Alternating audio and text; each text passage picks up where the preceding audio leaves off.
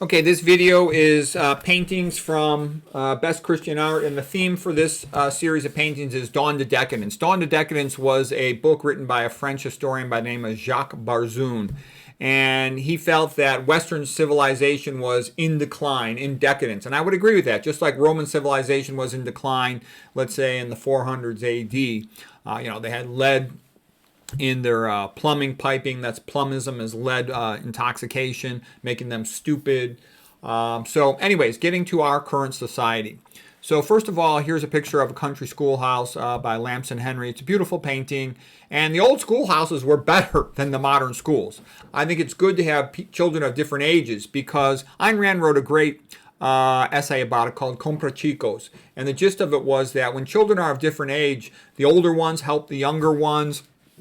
There's a sense of responsibility. There's a variety of individuals, because basically nowadays all the children are grouped together of the same age, and that leads to it becoming a popularity contest. And you really can't learn anything from the other kids when they're all the same age, because none of them knows any much more than the rest of them. So you're all equally ignorant and stupid, so you can't learn anything. What do you think back to your grade school and high school? What did you do with your friends of the same age?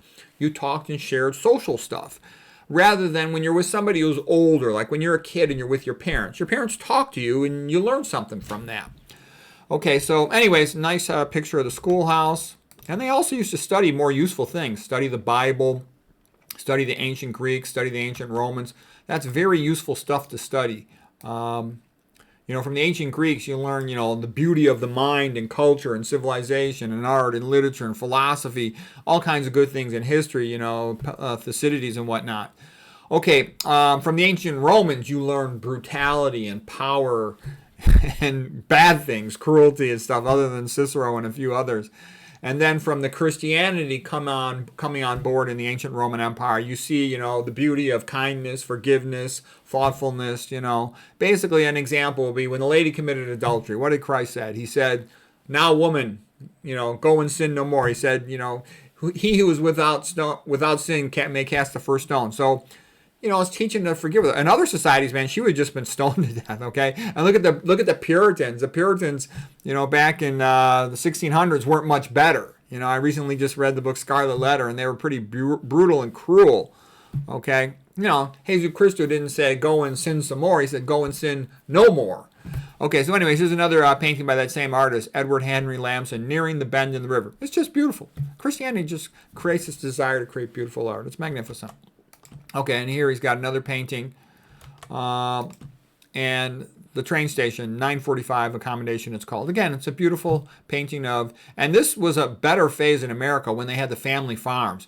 Family farms are more independent, they're better functional. Thomas Jefferson wanted more family farms. America will be way better off if more people lived on family farms. The more you get into the cities, the worse off you are. I think it was Toynbee, the great historian, he said, big cities are basically a death trap. Okay, you're stuck in this giant place where there's no food. Okay, and you better darn well hope somebody's, bringing you all your food. Okay, and the crime rate is up, the infection rate is up from diseases where those things can spread. Cities are really overrated. So, anyways, beautiful paintings here, sort of a nostalgic look at America's past. Okay, now here's a painting that's just sort of jumped into this little series here. This is Charcot, that's Dr. Charcot, his lecture at the Salpetrie Hospital in Paris by Andre Brouillet. Okay, 1897. And so it's a beautiful painting, and this has a lot of historical significance. Charcot was like the most famous neurologist in the world in the 1800s. And he was a big showman, and he had done a lot of work. He described several diseases, Charcot-Marie Tooth disease, for example, in France. And he then started hanging around with some hypnotists. And he got a little bit into what might be called the early days of psychology. And he got taken up with that idea of mesmerism, to be mesmerized. And he started working with these psychological disorders like, I think her name was Blanche Dubois or something like that. And she would have hysteria episodes where she would faint. He would try to revive her and whatnot. And then Freud went and trained with him. Freud was initially a neurologist and started developing the field of psychology and psychiatry, and then psychoanalysis. So this is a very famous painting. And I know some psychiatrists are pretty nice. And I like psychiatrists. I think they start out usually being good people, and then they get corrupted by their field of psychiatry, which just tells them to drug to make their money. And all those drugs are like slow onset lobotomies. Okay, so anyways, beautiful painting of Charcot with the Salpetrie. So like I said, what this connects is it connects early neurology to early psychology to psychoanalysis to early psychiatry. So it's an interesting painting. And like I always say, I think that the psychology of Christianity is better than the psychology of psychology, because you ask a psychologist, what's the difference between a man and a woman? They go, uh-oh, I can't answer that one. Whatever the establishment's latest trend is, they will go with it. They have no moral foundation. They have no ethical foundation. And they'll just tend up to break up families and divorce psychology. And they, send the patients for drugs at most of the cognitive stuff. They can't tell you what a good book is. They can't tell you what good art is. They can't tell you what a good moral value system is. In Christianity, it's all easy. Yeah, we can show you good art. Look at all our paintings. We can show you good moral values. Imitate Jesus Christ and the saints, okay? It's easy. It's easy to answer these questions in Christianity. And science can't answer them either, okay? All right, let's move on here. Now we're going to be talking more about the actual theme of this talk, from dawn to decadence. And here is the bestial savage phase by Thomas Cole. By the way, we're in the book, we're on page, around 438. So in the bestial phase, savage phase is sort of a primitive society. The people are there and, they're just trying to fetch their dinner from day to day, living rather simple with nature, close to nature. And then the next phase, and getting a little more civilized here, is the family farm, the homesteaders. And they've got now a permanent residence. They're a little more sophisticated in their ability to acquire food. And they're usually quite intensely religious at this phase. And then, some brilliant young architect comes along, and, very nice painting. This by Thomas Cole from the Hudson River School, 1836. The other one, the last two were also Thomas Cole. He's sort of like the great artist of the Hudson River School. We looked at his series of paintings recently, the one called The Voyage of Life, that are very beautiful. Like I said, I think he's the greatest story painter of all time, him and Michelangelo. But he's actually even better at telling a story. Michelangelo, though, for, Genesis was just magnificent. Okay, so anyways, the architect's dream. So in the architect's mind here, he's daydreaming of the beautiful city he could build, the beautiful church, these beautiful buildings there. And it's very much, here's the Catholic Gothic cathedral, sort of simplified. And here is, the architecture of the ancient Greeks and Romans. Okay, so society then reaches its peak, and this is called the course of empire consummation. So for the course of empire, this is when you're in the golden age of the city. You've got these magnificent buildings, magnificent transportation for the age. People have some wealth, and they can enjoy it. The cities are safe. They can interact with each other in a pleasant manner. And this, I think, is like United States in the 1980s. I lived through the 1980s, and they were great. We had lots of friends. The movies on TV the movies at the movie theater were good. They were funny. The comedians were funny. They were good. They could joke around. Everybody just knew it was a joke and had a laugh. Now we've moved into this fake gaslighting, cow, moon, east. And it's, America's going down. But hopefully America will try to maintain civilization. I hope so. I certainly do. And now we're kind of trending into this phase, this last, one of the last phases in the course of empire, called destruction by Thomas Cole, when they can't maintain their borders. They've lost their ethical foundation. They've lost their religion. The religion, legati, to ligate, to tie together. A religion ties together the people. It creates community, gives them shared backgrounds and stories and histories. They let them compete in singing, Christian songs at church on Sunday. That'll be good. You don't want this type of stuff going on, destruction and vandalism, like the sacking of Rome. And USA, unfortunately, is heading into that, because there's big money players at the top who want this to happen. They want to bring back slavery, and they got to destroy civilization first. And they're well on their way to turning the USA into a third world place, but hopefully they won't succeed. We'll see. Okay, here's the course of empire, and this is the last phase, desolation, where compared to what you had before, all you have is a ruin.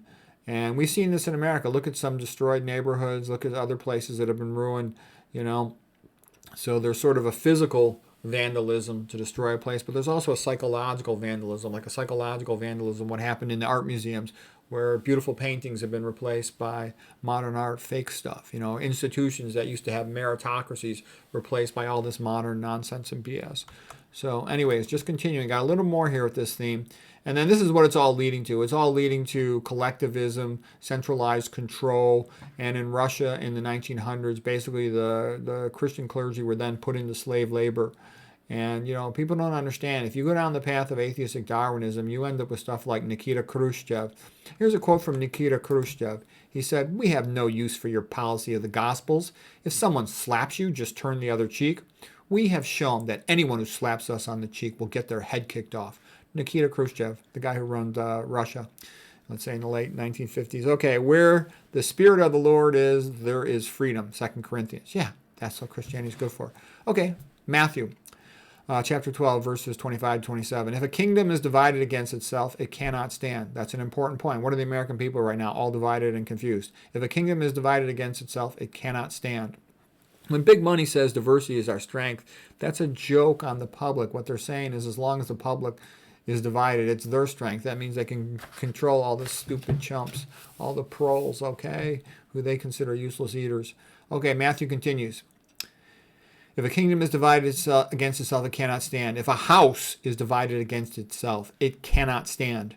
No man can enter a strong man's house to steal his possessions unless he first ties up the strong man. Then he can plunder his house. Okay, do you get it? Do you understand how this Bible quote is exactly what's happening in history? No man can enter a strong man's house to steal his possessions unless he first ties up the strong man. Then he can plunder his house. Okay, so what does that mean? Isn't it obvious?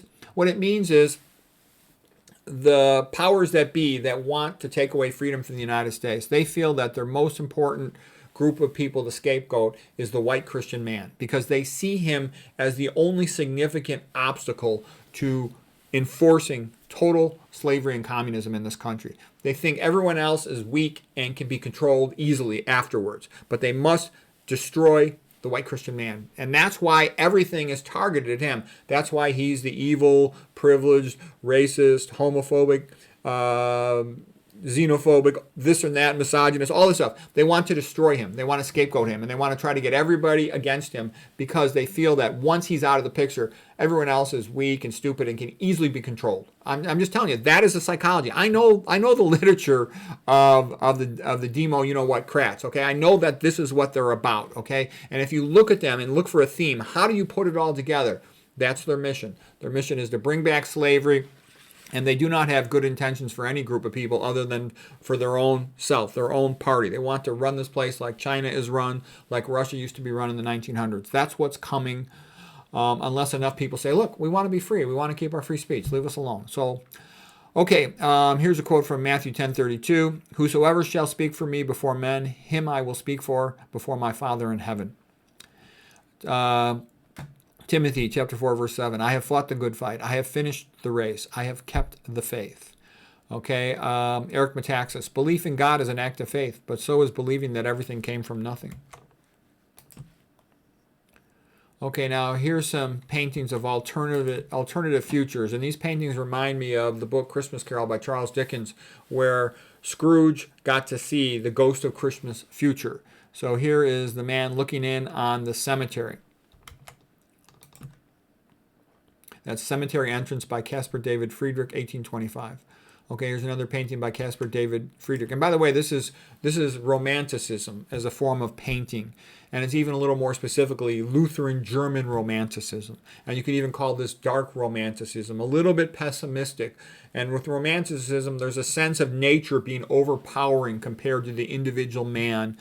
Romanticism was a response to the earlier sort of artistic, historical, philosophical philosophy of neoclassicism. Neoclassicism had looked back to the ancient Greeks and Roman, and it was largely based on reason. They saw themselves as the age of enlightenment and thinking and rationality and, building up things like John Locke to have the United States be a free country. And then there was sort of the pendulum swings, and so in the early 1800s, there was this romanticism, increased emphasis on the emotions, increased emphasis on the individual, and also a form of escapism romanticism, the idea of the individual hero sort of being misunderstood, and kind of like a Byronic hero, if you will. Okay, so there's some of this dark romanticism. And in terms of among American writers, the two ones that come to mind first would be Edgar Allan Poe and Nathaniel Hawthorne, like with the Scarlet Letter. Okay, so anyways, this is monastery burial before ground, monastery burial ground under stone by Caspar David Friedrich. Okay.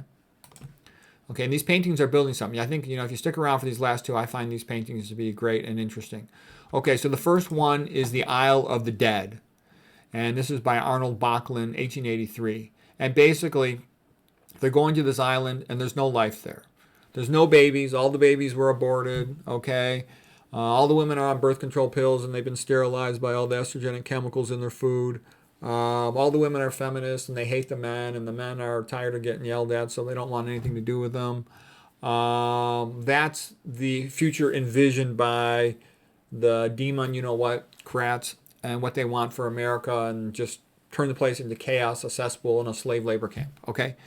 And then here's the island of life, okay? The people are nice to each other. There's always going to be some minor problems, but they forgive each other and they get over it. They're enjoying their time together. The men and women love each other and are nice to each other. Everybody's nice to each other. And yeah, I realize that's a utopian dream, but we are capable of such a thing. Sort of like the cultural high points of civilization in the Western world are the ancient Greeks, the Renaissance, in particular the Italian Renaissance and what emanated out from there. And then in the 1800s, sort of the Victorian age, the Catholic revival, and what else went with that.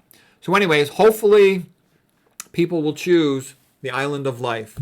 We want to live more like our happy forefathers in the good old days. And I think it's possible. Hopefully it'll happen. We'll have to wait and see. So anyways, I hope that was interesting.